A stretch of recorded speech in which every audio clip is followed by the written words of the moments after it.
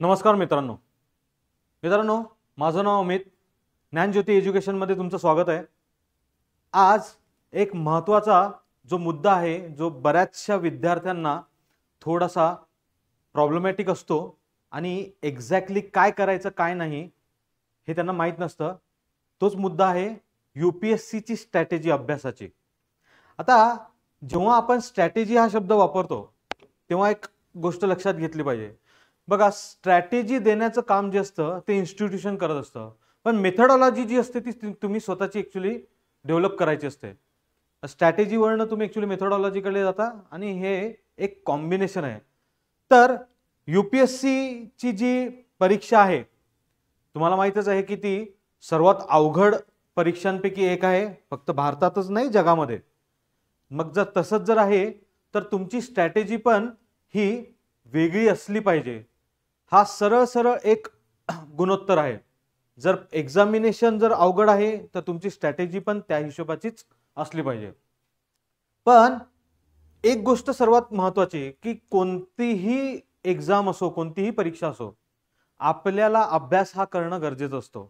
मग आपण जास्त वेळ न दडवता आपण पुढे बघूया की कोणत्या प्रकारची स्ट्रॅटेजी जी आहे ती UPSC मध्ये फायद्याची ठरू शकते.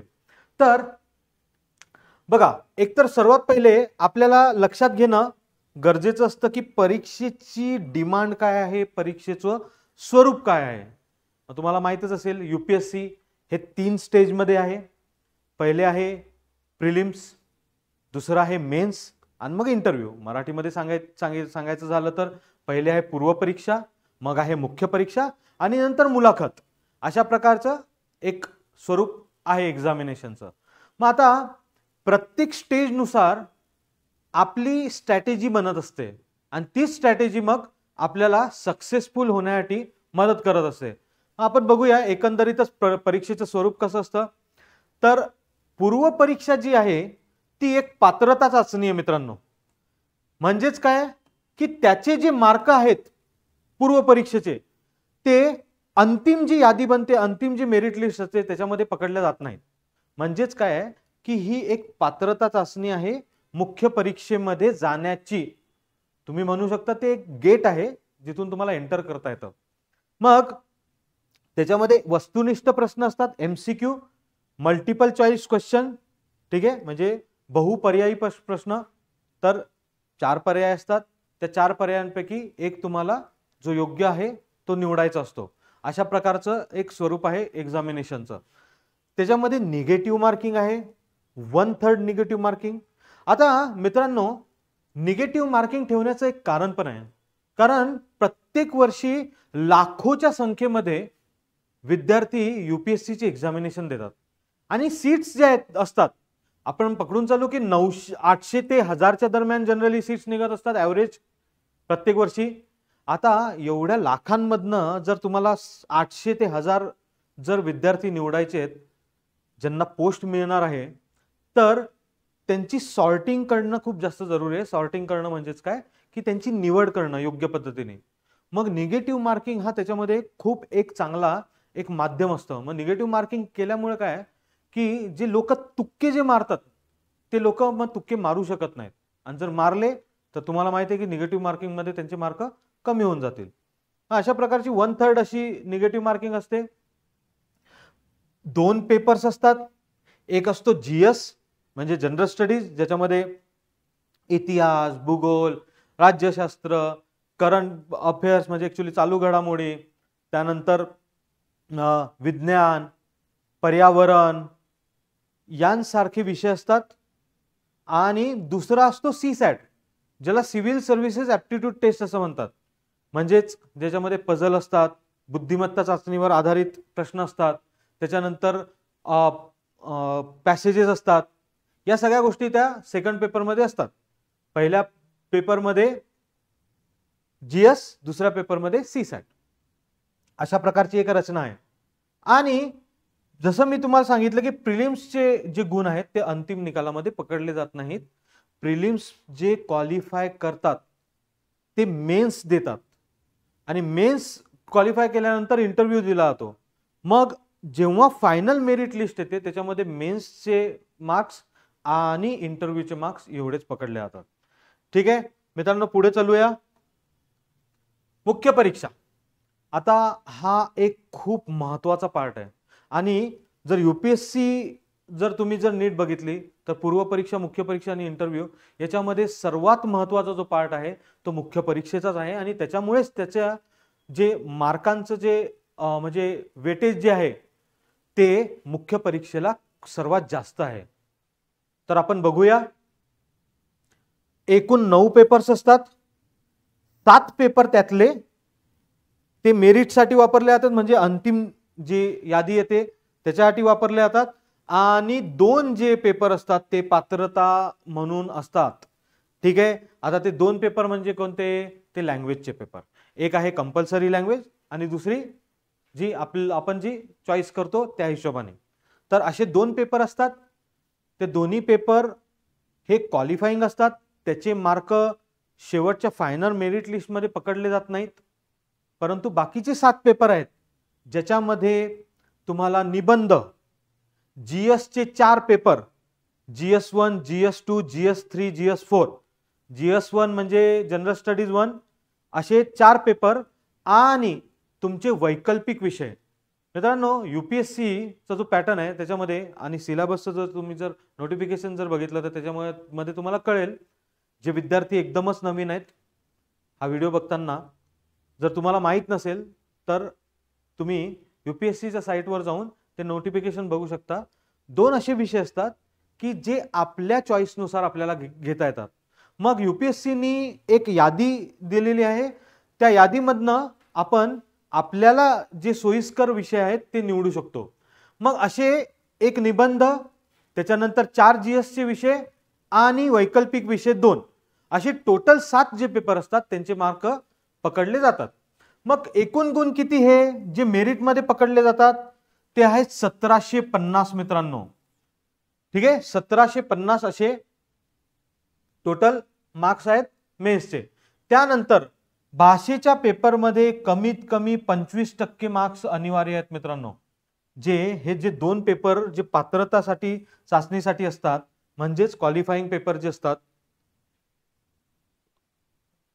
लँग्वेजचे, त्याच्यामध्ये 25% कमीत कमी गुण मिळाले पाहिजे. आणि बाकीचे जे विषय आहेत जीएस चे, एसे आणि वैकल्पिक विषय, त्याच्यामध्ये कमीत कमी 10% गुण हे मिळणं आवश्यक आहे. जर नीट लक्षात घ्या, जर बाकीच्या सगळ्या पेपरमध्ये खूप चांगले मार्क्स आहेत आणि एखाद्या पेपरमध्ये जर 10% पेक्षा जर कमी गुण असतील परंतु एकूण मिळून जर तुम्हाला खूप जर चांगले गुण असतील तर तो व्यक्ती क्वालिफाय होत नाही. कमीत कमी 10% गुण हे आवश्यक आहेत. ठीक आहे, येते लक्षात. पुढे चलूया आपण. त्यानंतर मुलाखत. आता मुलाखतीसाठी 275 गुण असतात, ज्याच्यामध्ये वैयक्तिक आपली पर्सनॅलिटी बेस अशा प्रकारचे ही एकंदरीतच स्टेज आहे ज्याच्यामध्ये तुम्हाला काही क्वेश्चन विचारले जातात. तुमचे एकंदरीतच व्यक्तिमत्व बघितलं जातं, तुमची विचारसरणी त्याच्यामध्ये परखली जाते. हे त्याला 275 गुण आहेत. याच्यामध्ये वैचारिक स्पष्टता ही अत्यंत महत्वाची आहे. कौशल्य, नेतृत्व क्षमता, संवाद कौशल्य तपासली जातात. हे मुद्दे यासाठी पण आवश्यक आहेत कारण याच्यावरूनच तुमची एक प्रकारची स्ट्रॅटेजी बनत जाते. हे जे मुद्दे आहेत हे आपल्यासाठी एक गाईडलाईनचं काम करतात, मार्गदर्शनाचं काम करतात. त्याच्यावरून आपण आपली स्ट्रॅटेजी बनवत असतो. मग पुढे चलूया मित्रांनो. बघा, अंतिम मेरिट लिस्ट जी असते त्याच्यामध्ये मुलाखतीचे आणि मेन्सचे हे दोन्ही मिळून मार्क म्हणजे एकूण 2025 गुणांची एकंदरीतच मेरिट लिस्ट असते. त्याच्यापैकी जितके तुम्हाला मिळतील त्या हिशोबाने तुमचं मेरिट लागतं. ठीक आहे, पुढे चलूया मित्रांनो. अभ्यासक्रमाचा ऍक्च्युली सखोल समज. आता आपण येऊया थोडंसं स्ट्रॅटेजीच्या साईडला. आपण एकंदरीतच एक्झामिनेशनचं स्वरूप बघितलं, पॅटर्न बघितला. आता आपण थोडंसं अभ्यासक्रमावर लक्ष केंद्रित करूया.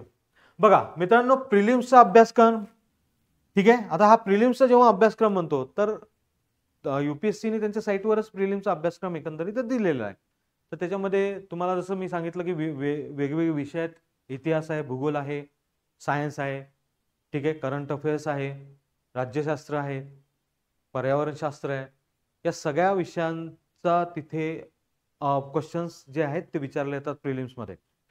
त्यानंतर मित्रांनो, मेन्समध्ये असे काही विषय आहेत की जे प्रिलिम्समध्ये नाहीत.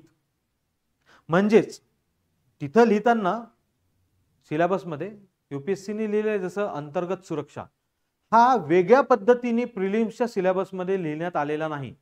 परंतु जर अंतर्गत सुरक्षेशी संबंधित जर काही डेव्हलपमेंट झाल्या असतील, चालू घडामोडीमध्ये काही घटना घडल्या असतील, तर निश्चितच त्याच्यावर प्रश्न हा विचारला जातो. त्यानंतर बाकीचे काही विषय आहेत जसं इंटरनॅशनल रिलेशनशिप. आता इंटरनॅशनल रिलेशन्स त्याच्यामध्ये म्हणजे आंतरराष्ट्रीय संबंध, यामध्ये पण हा विषय वेगळ्या पद्धतीने मेन्सच्या सिलेबसमध्ये लिस्टमध्ये दिलेला आहे, पण तो प्रिलिम्सच्या लिस्टमध्ये तेवढ्या स्पष्टपणे त्याला तसं अधोरेखित केलेलं नाहीये.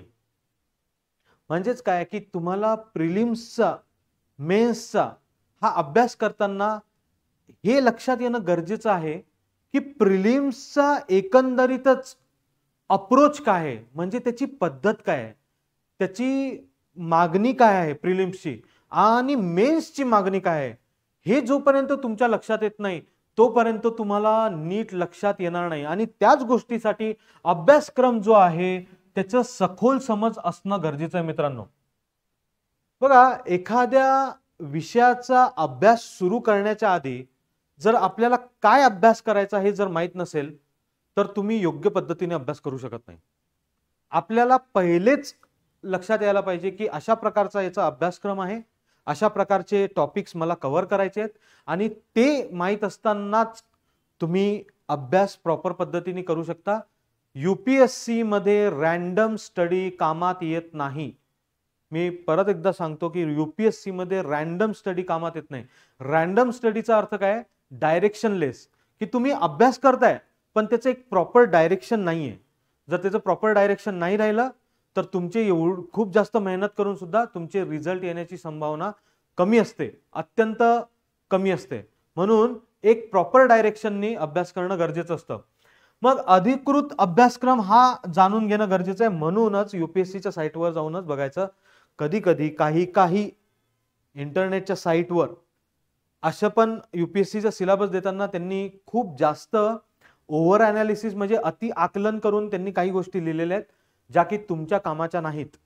बघा, अभ्यासक्रम UPSCच्या साईटवर जर तुम्हाला अवेलेबल आहे तर तिथंच जाऊन तो बघा. एकदम स्पष्ट शब्दामध्ये त्यांनी तो सिलेबस दिलेला आहे, अत्यंत सोप्या भाषेत दिलेला आहे, तुम्हाला तो निश्चितच कळेल.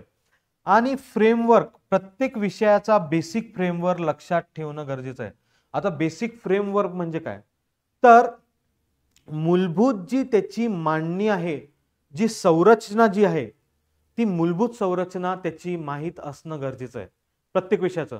मग प्रत्येक विषय जो असतो तो वेगवेगळा आहे एक दुसऱ्यापासून, म्हणूनच त्याचा फ्रेमवर्क पण जो आहे, त्याची सुरचना पण जी आहे, संरचना पण जी आहे ती वेगवेगळी आहे. अभ्यास करताना या गोष्टी लक्षात घेणं गरजेचं आहे. आपण पुढे चलूया मित्रांनो. मग जेव्हा अभ्यासाला आपण सुरुवात करतो तर जसं आपण म्हणतो की बेसिक, मूलभूत अभ्यासाच्या सुरुवातीला पण मटेरियल हे आपल्याला पहिले माहित असलं पाहिजे की कोणतं मटेरियल मला याच्यामध्ये वाचायचंय, कोणतं मटेरियल याच्यामध्ये वाचायचं नाहीये.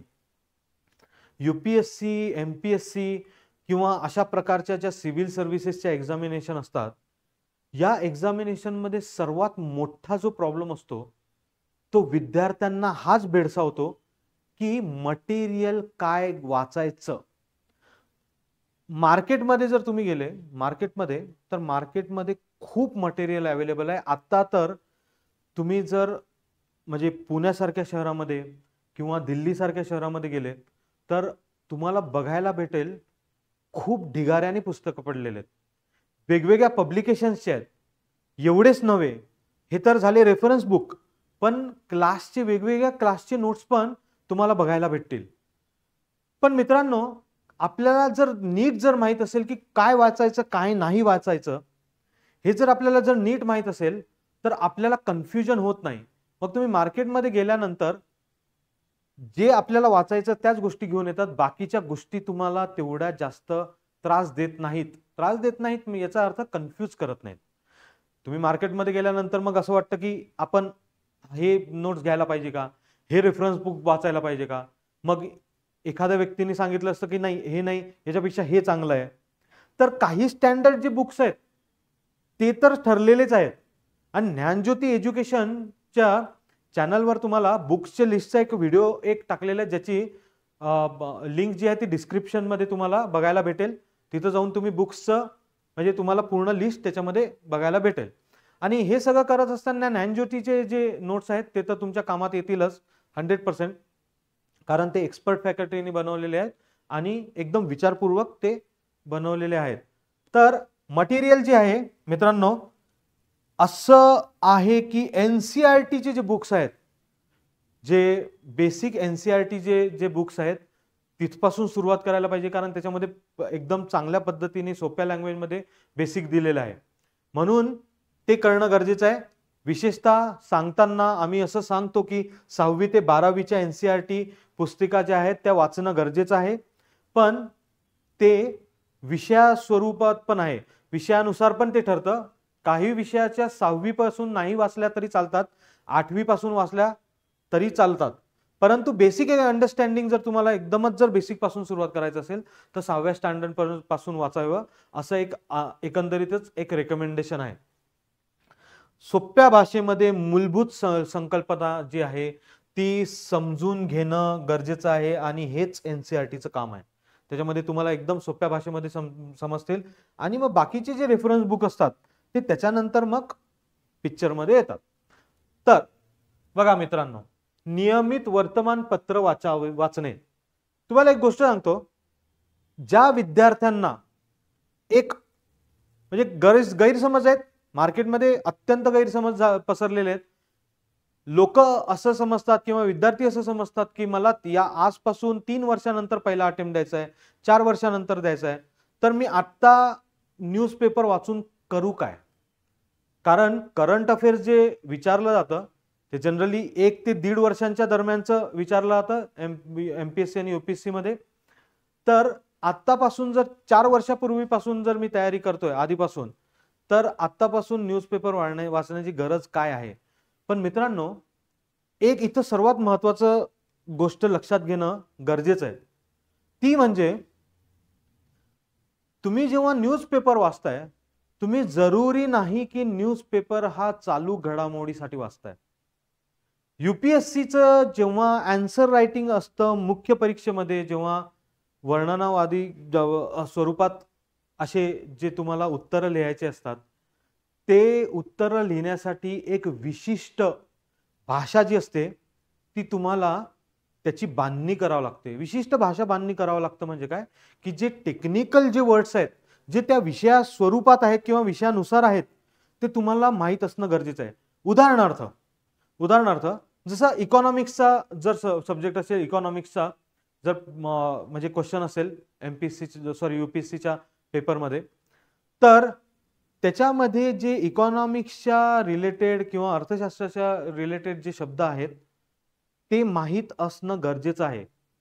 ते जर माहीत नसतील आणि तुम्ही नेहमीच्या बोलीभाषेमधले जर तुम्ही तिथं शब्द वापरले तर ते चालणार नाहीत, त्याच्यामुळे मार्क कमी येऊ शकतात. म्हणून ते तुम्हाला वापरता येणार नाहीत.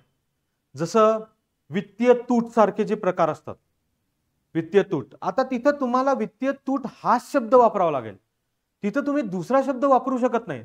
मग हे असे जे शब्द आहेत हे तुम्हाला एकंदरीतच न्यूजपेपर मधनं कळत जातात.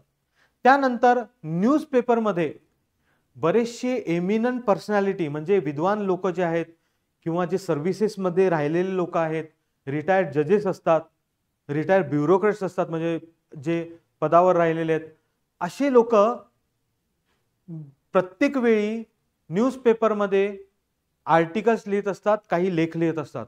त्या लेखामध्ये त्यांचे जे दृष्टिकोन जो आहे तो दृष्टिकोन तिथं त्यांच्या लेखामध्ये ते देत असतात. हा दृष्टिकोन तुमच्यासाठी खूप महत्त्वाचा ठरतो. त्यावरून जे जे पैलू असतात, एखाद्या गोष्टीला असणारे पैलू, ते पैलू तुम्हाला लक्षात येतात आणि उत्तराची जी रचना जी असते ती प्रगल्भ होते मित्रांनो. म्हणजेच काय, आपण सर्व दृष्टीने विचार करायला सुरुवात करतो. हे अत्यंत महत्वाचं आहे आणि ते कुठनं मिळतं मित्रांनो? वर्तमानपत्र.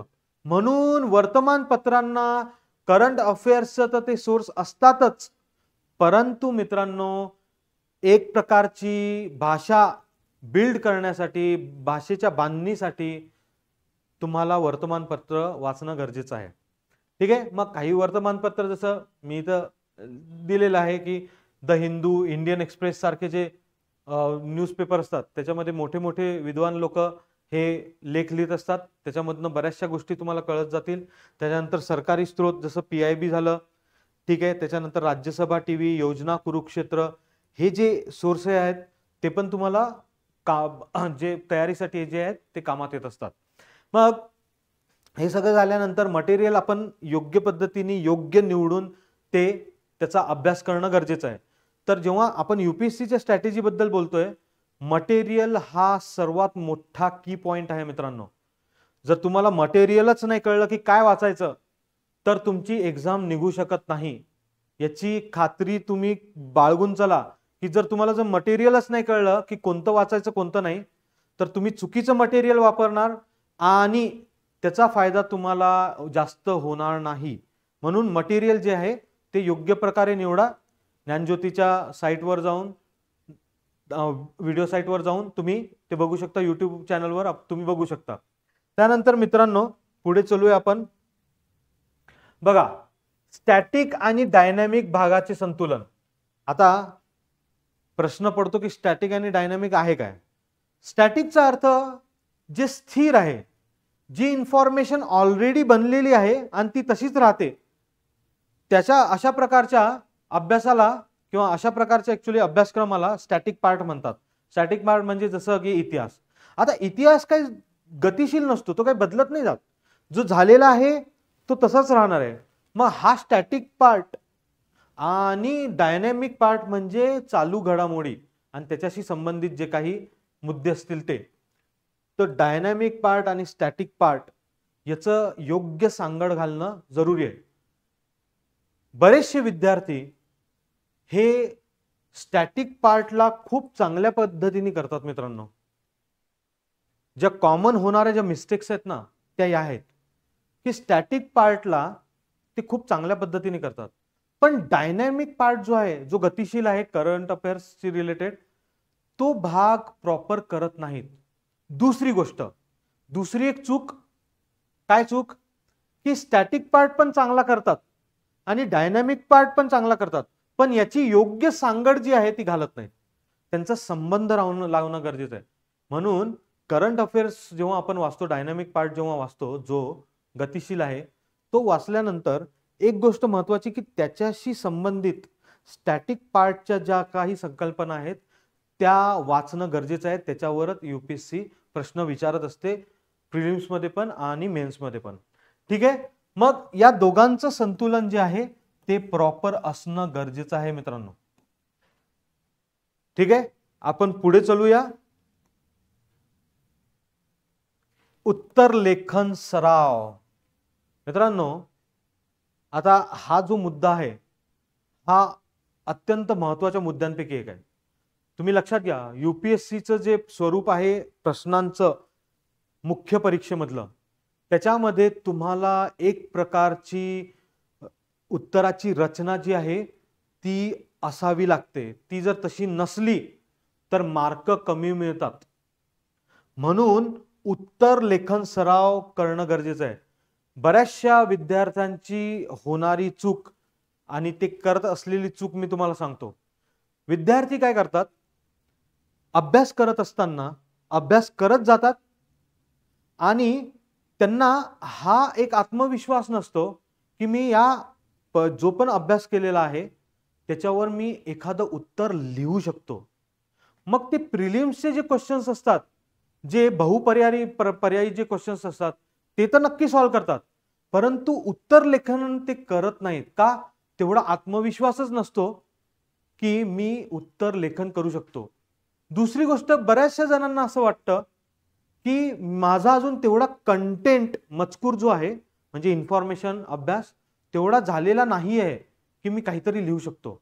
पण मित्रांनो, ही जी चूक आहे ना, ही खूप घोड चूक आहे. का? कारण परीक्षेच्या शेवटच्या दिवसापर्यंत पण तुम्हाला असं कधीच नाही वाटणार की आपला एकदम परिपूर्ण अभ्यास झालेला आहे म्हणून. म्हणून ही चूक करू नका. एका विशिष्ट लेवल नंतर आहे ना उत्तर लेखनाला सुरुवात करणं गरजेचं आहे. खूप जास्त लेट उत्तराचा जर लेखनाला जर सुरुवात केले तर तुमचा सराव कमी होईल. सराव कमी झाल्यामुळे मुख्य परीक्षेला जो असणारा आत्मविश्वास आहे तो राहणार नाही आणि उत्तराची रचना जी आहे ती तुमची प्रॉपर बनणार नाही. पहिली गोष्ट. दुसरी गोष्ट, तुम्हाला वेळ व्यवस्थापन प्रॉपर होणार नाही. मुख्य परीक्षेचे जेव्हा उत्तर आपण लिहितो त्याच्यामध्ये वेळ हा प्रॉपर पद्धतीने मॅनेज होणं गरजेचं आहे मित्रांनो. कारण तिथं एकतर प्रश्न समजून त्याचा उत्तराचा गाभा आणि एकंदरीतच उत्तराची संरचना ही कशी असायला पाहिजे या गोष्टीसाठी वेगळा विचार करून नंतर लिहायला वेगळा वेळ लागणं, या सगळ्या गोष्टी त्याच्यामध्ये इन्क्लुडेड असतात. त्या सगळ्या गोष्टी समावेशक आहेत त्याच्यामध्ये. पण असं करत असताना तुमचं उत्तर पण हे तेवढाच प्रभावी व्हायला पाहिजे. म्हणून उत्तर लेखनाचा सराव अत्यंत महत्वाचा आहे. मग त्याच्यामध्ये काही मुद्दे आहेत. जसं मेन्ससाठी उत्तर लेखन महत्वाचं आहे. ठीक आहे. आता हे महत्व कसं कळतं तुम्हाला? ते टॉपिक नुसार कळत जाईल तुम्हाला. नियमित सराव, 1-2 प्रश्न लिहित चला. जेव्हा तुमचा बऱ्यापैकी कंटेंट जो आहे तो जमलेला असेल, त्यानंतर वेळेचं बंधन, या सगळ्या गोष्टीची सांगड घालणं गरजेचं आहे मेन्सच्या पॉइंट ऑफ व्ह्यू. आणि मित्रांनो, मेन्सला जसं मी सांगितलं की 1750 गुणांची मेन्सची परीक्षा आहे मुख्य परीक्षेची. 1750. तुम्ही विचार करा, टोटल जी फायनल जे मार्क्स असतात ते 2025, त्याच्यापैकी 1750 तर मुख्य परीक्षेलाच आहेत. म्हणजे याचा अर्थ मुख्य परीक्षेला किती जास्त महत्व आहे हे तुम्हाला लक्षात येतच असेल. म्हणून उत्तर लेखनाचा सराव करणं हा अत्यंत याच्यामधला महत्वाचा मुद्दा आहे. पुढे चलूया आपण. आता मुख्य परीक्षेचे आपण एकंदरीतच बघितलं. आपण बघूया प्रिलिम्ससाठी टेस्ट सिरीज आणि मॉक टेस्ट यांचं एकंदरीतच काय त्याची व्हॅल्यू आहे, काय त्याचं महत्व आहे. जसं म्हटलं आता प्रॅक्टिस मेक्स मॅन परफेक्ट. जसं मी सांगितलं की जर उत्तर लेखनाची जर तुम्ही योग्य वेळी सुरुवात केली तर तुमचे बरेचसे उत्तर लिहून होतील, तुमचा कॉन्फिडन्स वाढेल, तुम्हाला स्वतःलाच लक्षात येईल की तुमची इम्प्रूव्हमेंट होते. 1 महिन्यापूर्वी जेव्हा तुम्ही उत्तर लिहायला सुरुवात केली होती तेव्हाची तुमची स्थिती बघा, नंतर इम्प्रूव्हमेंट करत करत गेल्यानंतर नंतर 1 महिन्यानंतरची स्थिती बघा. तुम्हाला स्वतःलाच जाणवेल की तुमचे उत्तराचा जो दर्जा होता, मजकूर जो होता तो वाढलेला आहे. मजकूर पण हा योग्य प्रकारे झालेला आहे आणि दर्जा पण त्याचा एकंदरीतच वाढलेला आहे, असं तुम्हाला नीट लक्षात येईल. सिमिलरली प्रिलिम्ससाठी पण आहे. प्रिलिम्ससाठी जर तुम्ही टेस्ट सिरीजचे जर योग्य सराव केला, वेगवेगळ्या प्रश्नांना जर तुम्ही टॅकल केलं, जर बघितलं आणि त्यांना वेगवेगळ्या प्रश्नांना जर तुम्ही सॉल्व्ह करत गेले तर तुमचा एकतर पहिली गोष्ट की तो टॉपिक नीट समजलाय की नाही हे तुम्हाला कळतं. दुसरी गोष्ट परीक्षेची डिमांड काय आहे, की एक्झॅक्टली कोणत्या प्रकारचा प्रश्न हा विचारला जाऊ शकतो हे पण तुम्हाला नंतर एक अंदाज येत जाईल. म्हणून टेस्ट सिरीज बऱ्यापैकी द्या. वेगवेगळ्या टेस्ट सिरीज मधनं वेगवेगळ्या प्रकारचे प्रश्न असतात आणि त्यामध्ये तुम्हाला बऱ्याचशा गोष्टी लक्षात येतील. ज्ञानज्योती एज्युकेशनची जी टेस्ट सिरीज आहे ती पण आपण योग्य प्रकारे आपण डिझाईन केलेली आहे आणि ती डिझाईन करताना पण आम्ही या गोष्टीची खात्री करून घेतली की त्या प्रश्नांचा जो दर्जा असेल तो अत्यंत चांगला असेल आणि यूपीएससी सोबत सुटेबल असेल. कधी कधी काय होतं टेस्ट सिरीज मध्ये, एकंदरीत जर तुम्ही मार्केटमध्ये जर बघितलं तर टेस्ट सिरीज मध्ये असं पण होतं की एकतर त्याचा दर्जा अत्यंत खाली राहून जातो किंवा त्याचा दर्जा यूपीएससीच्या वरती निघून जातो, मग ते अति आकलन मध्ये निघून जातं. तर असं न करता यूपीएससीची जी ऍक्च्युअली मागणी आहे त्या हिशोबाने टेस्ट सिरीज ज्ञानज्योतीनी बनवलेली आहे मित्रांनो. आणि वेळोवेळी अशा प्रकारची टेस्ट सिरीज जी आहे ते आम्ही घेत राहणार आहे. त्याचा एकंदरीतच जो प्रोग्राम आहे तो पण आम्ही रिलीज करणार आहोत येत्या काही दिवसांमध्ये. तुम्ही आम्हाला कॉन्टॅक्ट करून त्याच्याबद्दल इन्क्वायरी करू शकता. तर प्रिलिम्सचे एमसीक्यूज आधारित टेस्ट सिरीज सोडवा, वेगवेगळ्या मुद्द्यांनुसार वेगवेगळे ऍक्च्युली प्रिलिम्सचे प्रश्न बघा, ते सोडवत चला. म्हणजे तुम्हाला एकंदरीतच तुमचा म्हणजे जी लेवल आहे, दर्जा जो आहे, स्तर जो आहे, तो तुम्हाला स्वतःलाच आकलन करायला मदत होईल. त्यानंतर चुकांमधून शिका.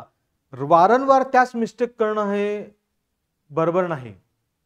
बरेचसे विद्यार्थी मी बघितलेले आहेत की टेस्ट सिरीज सॉल्व्ह केल्यानंतर पण ते आकलन करत नाहीत आणि मग त्याच चुका आहे ना त्या पुढच्या टेस्ट सिरीज मध्ये पण त्या कॅरी फॉरवर्ड होत राहतात. ठीक आहे. मग अशा प्रकारे काय की आकलन करा, तुमच्या चुका रेक्टिफाय करा आणि पुढे चला. पुढे मित्रांनो, वैयक्तिक नोट्स तयार करा. हा मुद्दा महत्वाचा आहे. वैयक्तिक नोट्स, फुल फ्लेज नोट्स बनवणं गरजेचं आहे का, असे बरेचसे विद्यार्थी मला विचारतात. आता फुल फ्लेज नोट्स याची व्याख्या काय आहे कोणालाच नाही माहित. जगातला कोणीच सांगू शकत नाही की हे फुल फ्लेज नोट्स आहेत. म्हणजेच काय की तुम्ही तुमच्या पद्धतीने नोट्स बनवायला शिका. यूपीएससी सारख्या एक्झामिनेशन मध्ये फुल फ्लेज नोट्स जर तुम्ही बनवायला गेले तर त्याला खूप जास्त वेळ लागेल मित्रांनो. म्हणजे काय की तुम्हाला जर एक्झामिनेशन जर यावर्षी जर द्यायची असेल, 1 वर्षाचा कालखंड तुम्हाला मिळालेला आहे, त्याच्यामध्ये जर फुल फ्लेज नोट्स काढून जर तुम्ही अभ्यास करायला जर प्रयत्न केला तर तो होणार नाही. म्हणून फुल फ्लेज नोट्स काढायची गरज पडत नाही. तुम्हाला जे इम्पॉर्टंट टॉपिक्स वाटतायत त्याच्यामधले अत्यंत महत्त्वाचे जे पॉइंट्स असतात ते लिहून घ्यायचे. ते लिहून घेताना मित्रांनो एक गोष्ट मात्र प्रकर्षाने करायची, ती म्हणजे माइंड मॅप्स काढायचे. आता प्रश्न येतो की माइंड मॅप असतात काय. तर मित्रांनो माइंड मॅप म्हणजे काय, अशा प्रकारचे काही चार्ट्स, अशा प्रकारच्या काही डायग्राम्स, बॉक्स डायग्राम, ज्याच्यामध्ये ते पॉइंट्स असतात ना ते तुम्हाला रिमेंबर करायला म्हणजे रिकलेक्ट करायला, आठवायला ते मदत करत असतात. कारण माणसाच्या मेंदूची संरचनाच तशी बनलेली आहे की त्याची पिक्टोरियल मेमरी जी असते, म्हणजे चित्र स्वरूपात जी त्याची जी मेमरी जी असते ती शब्द स्वरूपात असलेल्या मेमरीपेक्षा चांगली असते. म्हणून अशा प्रकारचे माइंड मॅप बनवायचे, जिथं जमत असेल तिथं टेबल बनवायचे, तुलनात्मक दृष्ट्या अभ्यास करायचा. उदाहरणार्थ समजा राज्यशास्त्राचा जर विषय घेतला तर काही अशा तरतुदी आहेत की ज्याच्यामध्ये अमेरिकेच्या तरतुदी आणि भारताच्या तरतुदी यांचा तुलनात्मक अभ्यास केला तर तुम्हाला या गोष्टी लक्षात राहायला मदत होतात. अशा प्रकारची एकंदरीतच तुमची अभ्यासाची पद्धत असणं गरजेचं आहे. ठीक आहे. त्यानंतर मित्रांनो बघा, महत्वाचे मुद्दे लिहून घेत चला. सगळे लिहिणं हे तुमच्या मनावर अवलंबून आहे की सगळे लिहून घ्यायचे. सगळे म्हणजे तुम्हाला वाचन करत करत लक्षात येतात. आणि ज्ञानज्योती एज्युकेशन मध्ये आम्ही जेव्हा शिकवतो तेव्हा आम्ही ही गोष्ट सांगत जातो की महत्वाचा मुद्दा कोणता आहे कोणता नाहीये, त्याच्यावरून पण एकंदरीत लक्षात येतं. आणि तसंही क्वेश्चन पेपर बघितल्यानंतर तुम्हाला एकंदरीतच एक आयडिया येत जाते की कोणता मुद्दा हा महत्वाचा आहे, कोणत्या मुद्द्यावर परीक्षेमध्ये क्वेश्चन विचारले जाऊ शकतात. ठीक आहे. त्यानंतर मित्रांनो वेळेचं नियोजन. आपण सगळ्या गोष्टी बघितल्या, वेळेचं नियोजन हा महत्वाचा मुद्दा आहे. तुम्ही पुस्तकं चांगले घेऊन आले, तुम्ही स्ट्रॅटेजी प्रॉपर बनवली, तुम्ही नोट्स काढायला पण सुरुवात केली, पण जर तुमचं वेळेचं जर नियोजन जर प्रॉपर नसेल तर तुमची जी वारंवारता आहे ती कमी होऊन जाते. म्हणजेच काय, तुम्ही जो रोजचा जो दिनक्रम जो ठरवलेला आहे तो प्रॉपर होत नाही. त्याच्यामुळे तुमची एकंदरीतच तुमची प्रोडक्टिव्हिटी जी आहे अभ्यासाची ती खाली निघून जाते आणि मग अंतिमतः तुमचा रिझल्ट येत नाही. म्हणून एक टाइम टेबल बनवा, प्लॅनर बनवा, महिनाभराचं प्लॅनर बनवा. महिनाभराच्या प्लॅनरमध्ये डिसाईड करून चला की वीकली बेसिसवर किती अभ्यास करायचा आहे, कोणते टॉपिक करायचे आहेत, कोणते सब्जेक्ट करायचे आहेत.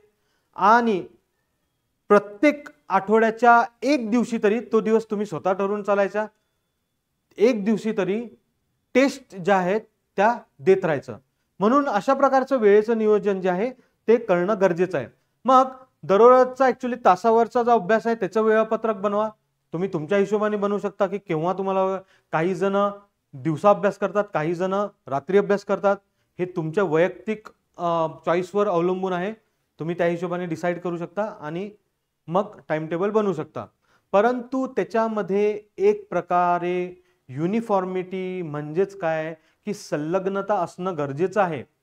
ते जर तुम्ही एक दिवस 10 तास अभ्यास केला आणि दुसऱ्या दिवशी फक्त 2च तास अभ्यास केला, तर अशा प्रकारे जर तुम्ही गेले तर तसं चालणार नाही, रिझल्ट येत नाहीत मित्रांनो. मग वरती ऍक्च्युली अभ्यासाचं वेळापत्रक बनवा. एक दिवसात 2 ते 3 विषय मिक्स करून वाचणं एकंदरीतच रेकमेंडेड आहे. कधी कधी काय होतं माहिती का, मनुष्याचं ब्रेनच जसं मी सांगतो संरचना अशी झालेली की एकच गोष्ट तुम्ही वारंवार करू शकत नाही. मग काय होतं, तुम्हाला एक जस्ट मेंटॅलिटीच्या हिशोबाने अभ्यासामध्ये ते कसं रिफ्लेक्शन येतं ते तुम्हाला सांगतो. आपला आवडता जो विषय असतो त्या आवडत्या विषयाला मित्रांनो आपण सारखं सारखं वाचत बसतो का, कारण तो आवडता विषय असतो. परंतु आपण हे लक्षात घेत नाही की आपल्या आवडत्या विषयाची आकलन शक्ती जी आहे आपली ती जास्त आहे. म्हणजेच काय की कमी वेळामध्ये आपण जास्त अभ्यास करून जातो. मग जर तसंच जर असेल तर जो विषय तेवढा आपल्याला तितकासा आवडता नाहीये त्या विषयाला थोडासा जास्त वेळ द्यायला पाहिजे. म्हणजे एकंदरीतच तुमचं कॉम्बिनेशन असलं पाहिजे की जो आवडता विषय आहे त्याला कमी वेळ द्या, कारण त्याची प्रोडक्टिव्हिटी जास्त आहे मित्रांनो. कमी वेळामध्ये तुम्ही जास्त करून गेले. आणि जो नावडता विषय आहे त्याला तुमची प्रोडक्टिव्हिटी तेवढी नाहीये, मग त्याला जास्त वेळ द्या. म्हणजे एकंदरीतच दोघांचा बॅलन्स जो आहे तो साध्य करणं गरजेचं आहे. मग म्हणूनच 2 विषय किंवा 3 विषय मिक्स करून चाला. आणि हे तर झालं आवडता आणि नावडता. दुसरा अजून एक क्रायटेरिया आहे की टेक्निकल विषय आणि थेरॉटिकल विषय. आता टेक्निकल विषय जसं तुम्ही लक्षात घ्या की इकॉनॉमिक्स सारखा विषय, इकॉनॉमिक्स मध्ये खूप जास्त कन्सेप्ट असतात. त्या कन्सेप्ट नुसार मग तुम्हाला तो अभ्यास करायचा असतो इकॉनॉमिक्सचा. पण जर इतिहासाचं जर तुम्ही बघितलं, इतिहास हा सब्जेक्ट जो आहे तो थेरॉटिकल जास्त आहे. ज्या गोष्टी आहेत त्या आहेत, कन्सेप्ट त्याच्यामध्ये तुम्हाला तेवढ्या जास्त सापडणार नाहीत. मग कॉम्बिनेशन करताना असं करायचं की एक टेक्निकल सब्जेक्ट आणि एक थेरॉटिकल सब्जेक्ट, अशा प्रकारचं एकंदरीतच कॉम्बिनेशन करून चाललेलं कधी पण चांगलं आहे. त्याच्यामुळे अभ्यासाची जी प्रोडक्टिव्हिटी जी आहे तुमची ती खूप जास्त वाढते मित्रांनो. ठीक आहे, आठवड्याचं नियोजन करा. मी पहिले सांगितलं एक दिवस रिव्हिजन आणि मॉक टेस्टसाठी ठेवलाच पाहिजे. आणि एकंदरीतच मग महिन्याच्या शेवटच्या दिवशी आकलन करायचं की आपण 1 तारखेला काय ठरवलं होतं आणि हे आपण 1 तारखेला ठरवल्यानंतर आपलं जे एकंदरीतच आपण जो अभ्यास केला तो आपण योग्य प्रकारे केला काय, डेलीचे टार्गेट आपण अचीव केले काय, या सगळ्या गोष्टी करायच्या. आणि त्या जर होत नसतील तर इम्प्रूव्हमेंट करण्याची गोष्ट करायची. अजून अशी एक गोष्ट आहे मित्रांनो, बघा बऱ्याचशा विद्यार्थ्यांचं मी असं पण बघितलेलं आहे की जे आदल्या दिवशी अभ्यास झाला नाही म्हणून चिंता करत बसतात किंवा अत्यंत दुखी होऊन जातात आणि मग त्याचा प्रभाव तो दुसऱ्या दिवशीच्या अभ्यासावर पण पडतो. असं करू नका. नाही एखाद्या दिवशी अभ्यास झाला ठीक आहे, पण मग पुढच्या काही दिवसांमध्ये ज्या दिवसाचा नाही झालेला आहे तो कव्हर करण्याचा प्रयत्न करा. आणि अशाच प्रकारचं नियोजन अत्यंत तुमचं असलं पाहिजे. ठीक आहे, आपण पुढे बघूया शेवटी की मानसिक स्वास्थ्य आणि इंटरव्ह्यूची तयारी. मित्रांनो, या सगळ्या एकंदरीतच प्रवासामध्ये तुमचं मानसिक आरोग्य जे आहे ते खूप जास्त महत्वाचं आहे. मी बरेचसे असे विद्यार्थी बघितलेले आहेत की जे तिथे गेल्यानंतर गडबडून जातात. खूप चांगला अभ्यास असतो, खूप चांगल्या पद्धतीने अभ्यास केलेला असतो, इमानदारीने केलेला असतो, परंतु ती जी स्टॅबिलिटी जी आहे, जी स्थिरता जी आहे मनाची, ती नसल्यामुळे तिथं जाऊन परफॉर्मन्स तेवढं चांगलं होत नाही. म्हणून मनाची स्थिरता असणं गरजेचं आहे. दुसरी गोष्ट, मनाच्या स्थिरतेमध्ये एक गोष्ट नक्की आवर्जून मी सांगतो, तो म्हणजे आत्मविश्वास. तुम्ही केलेल्या अभ्यासावर तुमचा आत्मविश्वास असला पाहिजे. हा, पण तो खोटा आत्मविश्वास असता कामा नये, ओव्हर कॉन्फिडन्स असता कामा नये, तो जर किंवा फॉल्स कॉन्फिडन्स ज्याला म्हणतात तो असता कामा नये. हे तर तुम्ही अभ्यास कोणत्या पद्धतीने केला, कशा प्रकारे केला, किती इमानदारीने केला त्याच्यावर अवलंबून आहे. तर कॉन्फिडन्स ठेवत चला. तुम्हाला निश्चितच परीक्षा हॉलमध्ये गेल्यानंतर किंवा इंटरव्ह्यूच्या हॉलमध्ये गेल्यानंतर तुम्हाला त्याचा फरक लक्षात येईल की कॉन्फिडन्स जेव्हा असतो मनुष्य तेव्हा किती चांगल्या पद्धतीने तो योगदान देऊ शकतो किंवा एक प्रकारचं परफॉर्मन्स करू शकतो. ठीक आहे. प्रेरणादायी IAS टॉपर्सचे अनुभव वाचा. त्याच्यामधनं बऱ्याचशा गोष्टी कळतात, त्यांची एक जर्नी कळते, प्रवास कळतो, एक गाईडलाईन निर्माण होते आणि मग आपल्याला पण तयारी करायला त्याच्यामध्ये सुलभता निर्माण होते. सतत स्वतःला ध्येयाची आठवण करून द्या. आता हा पण सब्जेक्टिव्ह एक प्रश्न आहे. सब्जेक्टिव्ह म्हणजे काय, व्यक्तीनुसार तो बदलतो. काही जण स्वतःला मोटिवेट करत असतात, सेल्फ मोटिवेट करत असतात. काही जण बाकीच्या गोष्टींचा सपोर्ट घेतात सेल्फ मोटिवेट करायला. हे तुमच्या स्वतःवर अवलंबून आहे. परंतु स्वतःला ध्येयाची जाणीव करून देत राहणं मध्ये मध्ये गरजेचं असतं. कधी कधी काय होतं की आपण फ्लो मध्ये असताना आहे ना, आपल्याला एक्झॅक्टली कुठपर्यंत जायचं होतं हे लक्षातच येत नाही. म्हणून आपले जेव्हा आपण बनवतो ना, म्हणून त्याच्यासाठीच प्लॅनर बनवणं गरजेचं असतं. चालू घडामोडीबद्दल ऍक्च्युली सखोल मत बनवणं याच्यामध्ये खूप जास्त महत्वाचं आहे. कशामध्ये, इंटरव्ह्यूच्या तयारीमध्ये आणि मानसिक स्वास्थ्यामध्ये. मित्रांनो, ज्या गोष्टी आजूबाजूला घडत आहेत त्याच्याशी संबंधितच UPSC जनरली प्रश्न विचारत असते. तर एकंदरीतच तुम्हाला हे गरजेचं आहे की तुम्ही चालू घडामोडींचं ज्या काही घटना घडतात त्याच्याकडे बघण्याचा तुमचा दृष्टिकोन एकंदरीतच काय आहे हे जाणून घेणं गरजेचं असतं. म्हणूनच इंटरव्ह्यूला गेल्यानंतर बरेचसे प्रश्न हे करंट अफेअर्सशी रिलेटेड असतात आणि एकंदरीतच तिथं तुमचं मत जे आहे ते जाणून घेण्याचा प्रयत्न असतो UPSCचा. म्हणून एकंदरीत तुम्ही लक्षात ठेवा की चालू घडामोडीमध्ये ऍक्च्युली ज्या पण काही घटना घडल्या त्याच्याबद्दल आकलन ठेवायचं. आणि DAF शेवटी फायनल एकदम आपण स्टेजला आलेलो आहे. DAF म्हणजे डिटेल ऍप्लिकेशन फॉर्म जो असतो. ठीक आहे. डिटेल ऍप्लिकेशन जो फॉर्म आहे त्याच्यामध्ये जे पण काही आपण गोष्टी लिहितो, इंटरव्ह्यूला जाण्याच्या आधी मेन्स जेव्हा क्लिअर होतो, मेन्स क्लिअर झाल्यानंतर इंटरव्ह्यूला जाण्याच्या आधी DAF म्हणून एक असा फॉर्म असतो जो तुम्हाला भरावा लागतो, ज्याच्यामध्ये बऱ्याचशा गोष्टी तुमच्या लिहायच्या असतात. जसं तुमच्या व्यक्तिमत्वासोबतच्या रिलेटेड गोष्टी, त्याच्यानंतर तुमचे प्रेफरन्स सर्व्हिसेससाठी कोणते काय असणार आहेत ते, या सगळ्या गोष्टी तिथं एकंदरीत इन्फॉर्मेशन दिली जाते. तर ती इन्फॉर्मेशन आपल्याला स्वतःला माहीत असणं गरजेचं आहे. नाहीतर एखाद्याने लिहिलं म्हणून आपण लिहायचं आणि नंतर आपल्याला कळतं की ऍक्च्युली ते आपल्यासोबत कनेक्टेडच नाही ती गोष्ट. अशा प्रकारची एकंदरीतच तुम्ही म्हणजे संरचना जी आहे ती करू नका. ठीक आहे. मग मित्रांनो, UPSCचा जो एकंदरीतच एक्झामिनेशनचा पॅटर्न जो आहे त्याची जी मागणी आहे, तर त्यानुसारच ज्ञानज्योती एज्युकेशननी हा व्हिडिओ तुमच्यासाठी घेऊन आलेले आहेत, ज्यामध्ये तुम्ही बघितलं की अभ्यासक्रम कसा आहे, एकंदरीत परीक्षेचं स्वरूप कसं आहे आणि त्याच्यासाठी कोणत्या कोणत्या स्टेजला कसा कसा अभ्यास करणे गरजेचं आहे हे तुम्ही बघितलं. अशाच प्रकारचा अजून एखादा स्ट्रॅटेजीशी संबंधित जो व्हिडिओ आहे तो ज्ञानज्योती एज्युकेशन तुमच्यासाठी घेऊन येईल. धन्यवाद मित्रांनो. धन्यवाद.